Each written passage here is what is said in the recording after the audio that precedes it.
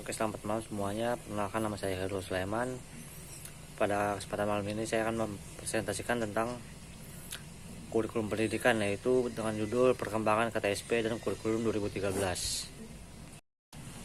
Pada pengertian KTSP ini adalah kurikulum operasional yang disusun oleh dan dilaksanakan di masing-masing satuan pendidikan. KTSP terdiri dari tujuan pendidikan di tingkat satuan pendidikan, struktur dan muatan kurikulum tingkat satuan pendidikan, kalender pendidikan, dan silabus. Selanjutnya adalah landasan legal. Dalam legal ini terdapat beberapa undang-undang, yaitu tentang Undang-Undang Dasar Republik Indonesia Nomor 20 Tahun 2003 tentang berisikan tentang definisi, arahan, tujuan, pengertian, dan macam pendidikan. Selanjutnya PP Nomor 19 Tahun 2005, yaitu tentang rambu-rambu standar pendidikan nasional. Selanjutnya PP Nomor 17 Tahun 2010, yaitu tentang penyelenggaraan dan pengelolaan pendidikan. Selanjutnya ada PP Nomor 38 Tahun 2007 tentang pembagian wewenang pusat dan daerah. Selanjutnya Permendiknas Nomor 22 Tahun 2006, yaitu standar isi atau SKD. Selanjutnya adalah Permendiknas Nomor 23 Tahun 2006, yaitu tentang SKL. Permendiknas Nomor 24 Tahun 2006, Permendiknas Nomor 6 Tahun 2007, yaitu pelaksanaan standar isi dan SKL. Permendiknas Nomor 41 yaitu tahun 2007, yaitu standar proses. Permendiknas Nomor 20 Tahun 2007 tentang standar penilaian. Permenak Nomor 2 Tahun 2008, yaitu standar isi dan SKL madrasah. Dan terakhir adalah panduan penyusunan KTSP oleh BNSP. Peran pemerintah kabupaten atau kota, koordinasi dan supervisi pengembangan kurikulum tingkat satuan pendidikan pada pendidikan dasar, sosialisasi kerangka dasar dan struktur kurikulum pendidikan anak usia dini, pendidikan dasar, dan pendidikan menengah, sosialisasi dan implementasi standar isi dan standar kompetensi lulusan pendidikan dasar, sosialisasi dan fasilitasi implementasi kurikulum tingkat satuan pendidikan pada pendidikan anak usia dini dan pendidikan dasar, dan pengawasan pelaksanaan kurikulum tingkat satuan pendidikan pada pendidikan dasar. Ada reformasi pendidikan, yaitu pendidikan sebagai proses pembudayaan dan pembelajaran sepanjang hayat. Dari pembelajaran ke pembelajaran, mendorong kemauan dan keteladanan. Peran manusia sebagai sumber daya pembangunan ke subjek pembangunan secara rutin, di mana iman dan takwa, wawasan kebangsaan, iptek, seni, dan kesehatan jasmani. Peserta didik terintegrasi dengan lingkungannya, kemandirian dan berbudaya. Adanya acuan dasar kriteria minimal penyelenggaraan pendidikan muatan holistik, demokratis, bermutu, sarana, memberdayakan, dan evaluasi berorientasi mutu.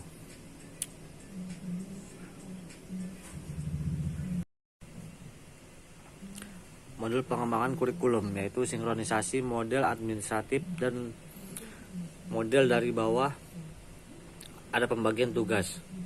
Peran pusat yaitu tujuan, visi, misi, kerangka dasar, struktur kurikulum, beban minimal dan muatan minimal dan standar nasional. Peran sekolah yaitu menyusun kurikulum tingkat satuan pendidikan, dan peran masing-masing diatur dalam PP Nomor 38 Tahun 2006, yaitu berdasarkan asas konkuren.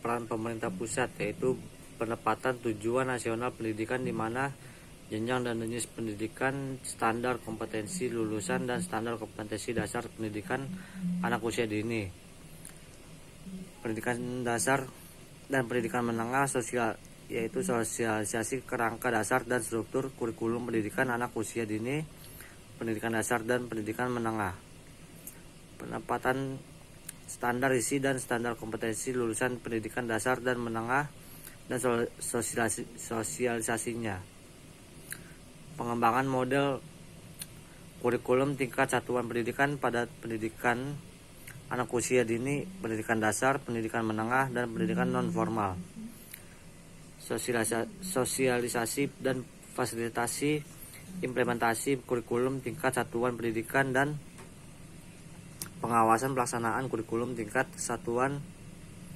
pendidikan pada pendidikan anak usia dini dan pendidikan dasar dan pendidikan menengah. Peran pemerintah provinsi yaitu koordinasi dan supervisi pengembangan kurikulum tingkat satuan pendidikan pada pendidikan menengah, sosialisasi kerangka dasar dan struktur kurikulum pendidikan anak usia dini, pendidikan dasar dan pendidikan menengah, sosialisasi dan implementasi standar isi dan standar kompetensi lulusan pendidikan menengah, sosialisasi dan fasilitasi implementasi kurikulum tingkat satuan pendidikan pada pendidikan menengah, dan pengawasan pelaksanaan kurikulum tingkat satuan pendidikan pada pendidikan menengah. Peran pemerintah kabupaten atau kota, koordinasi dan supervisi pengembangan kurikulum tingkat satuan pendidikan pada pendidikan dasar, sosialisasi kerangka dasar dan struktur kurikulum pendidikan anak usia dini, pendidikan dasar, dan pendidikan menengah, sosialisasi dan implementasi standar isi dan standar kompetensi lulusan pendidikan dasar, sosialisasi dan fasilitasi implementasi kurikulum tingkat satuan pendidikan pada pendidikan anak usia dini dan pendidikan dasar, dan pengawasan pelaksanaan kurikulum tingkat satuan pendidikan pada pendidikan dasar. Perencanaan kurikulum yaitu kepala sekolah atau kepala madrasah bersama tim pengembangan kurikulum menyusun KTSP dokumen 1 yaitu visi dan misi, tujuan sekolah, struktur dan muatan kurikulum dan kalender pendidikan. Yang kedua, guru pengembangan KTSP dokumen 2 yaitu silabus dan RPP dan lampiran dan difasilitasi tim. Selanjutnya adalah Dinas Pendidikan Kabupaten atau Kota atau kantor Kemenak Kabupaten Kota memfasilitasi kepala sekolah, guru, komite, dan pengawas dalam pengembangan KTSP.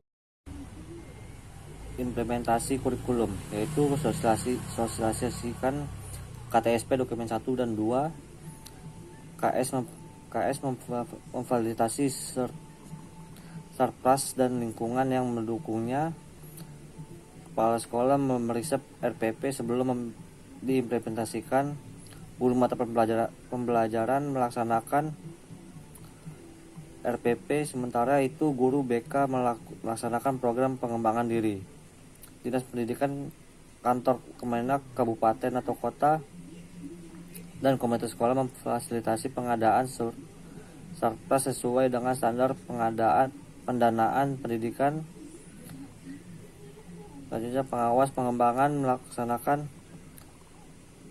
pengawas pembimbing pelaksanaan kurikulum dan memberikan jasa konsultasi dan yang diperlukan, mengarahkan dan menggerakkan sumber daya.